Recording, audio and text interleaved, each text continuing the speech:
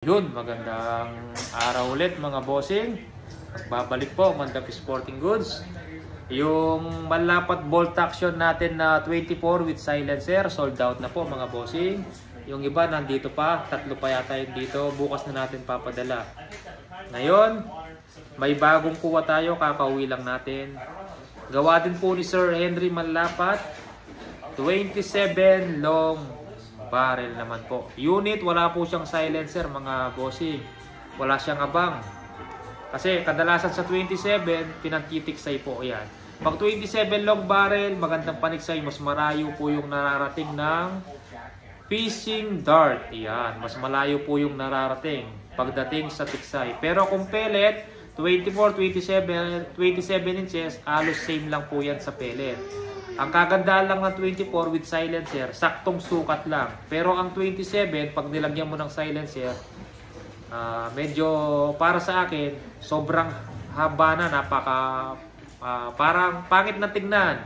Kasi long barrel na siya, tapos with 10 inches pa yata yung 10 inches or 9 inches po ata yung malapat silencer. Masyado na siyang mahaba. Kaya maganda itong paniksay, pero pwede din pang-ibon. Kasi may groove din po yan, 12 grooves. Yan, meron din groove. Yung mga gustong 27, na with silencer, pwedeng mag-request. Kaya lang, additional 2,000 po sa silencer. Dahil magbabayad tayo ulit. Dahil kinuha natin yan kay maker na walang silencer. Pag pinalagyan natin ng silencer, magbabayad tayo ulit. Ia-atras po itong front sight niya. Dadalhin dito para maka-space po sa lagayan ng silencer. Itotorno pa po yung dulo ng barrel. Babawasan ng konti para bumilog. Minsan kasi yung stainless pipe, minsan oblong po yan. Kaya binabawasan po ng konti para maganda yung lapat ng silencer. Sa lapat at saka doon sa pag-adjust ng front sight, magbabayad pa po tayo sa maker. Ayan. Additional 2,000 sa silencer. Available po, Tornado model, standard tank, tukak. Ayan. Meron siyang safety lock. Ayan. Pag pinus mo dito sa kabila, hindi mo na makakalabit. Hindi kagaya ng hammer, wala pong ganyan sa hammer. Ayan. Tukak, ang tamang pagkasa, lagay nyo po yung ilalaki dito, yung ituturo doon para swabbing ilain. First cock, second cock. Hindi yung ganito. Minsan pag ganyan, sumasayad po yung tornilyo ng bolt, sa bridge bolt, magaspang, medyo mahirap ikasa. Or pag ganyan, parang kasing gumagalaw pag ganyan eh. Pero pag ganyan, swabbing lang ikasa. Yan. Hindi ka na mahirapan. Yan. Pag maniniksay ka, yun. Hindi yung maniniksay ka, mas swabe po pag nilagay mo yung ilalaki dito at mas mabilis pa. Paglagay ng bala, yan. Tapos pellet, balik. Ready to fire na mga bossing. Yung iba pagdating ng unit, sira po yata yung pinadala nyo, hindi ko makasa mga bossing. Sa pagkasa mga bossing, kaya po hindi makasa kahit anong ihila mo dyan, hindi mo talaga makakasa yan mga bossing.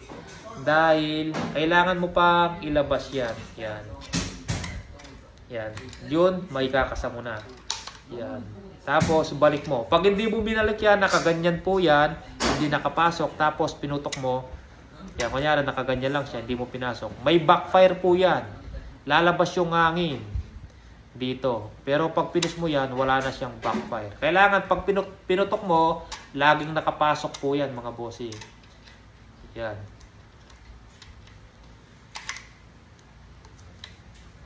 Available po ay yung dalawa. May nagpa-reserve. Hindi ko lang alam kung kukuha po kasi hindi po siya nagbigay ng down payment.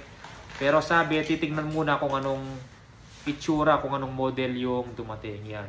Dalawang unit po. Pero 4 na unit po yung ganito, Tornado model. At saka nag-iisang Palmaria model. Yan. 4 na ganito, 5 piraso lang to mga bossing. 4 na Tornado, isang Palmaria model, left and right. Tong Tornado, ito, pwede din. Hindi masyadong malaki yung mukha niya dito, sakto lang. Sa kabila, meron din siyang huka, konting-konti lang. Hindi kagaya ng ibang palmaria, medyo malalim yung huka dito. Kaya pag ginawa ka mo sa kaliwa, pero pag in-upload ko, bumabaliktad, parang kaliwete po yung video. Pero pang kanan po talaga ako, hindi po ako kaliwete mga bossing. Yan. Pwede din palang okay na dinawakan sa kaliwa. Yan,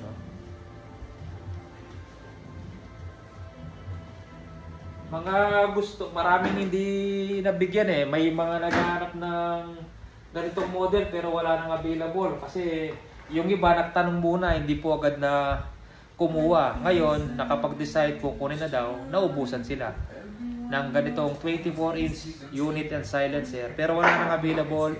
Mga 7 to 10 days, siguro mga 15 o 10 pieces.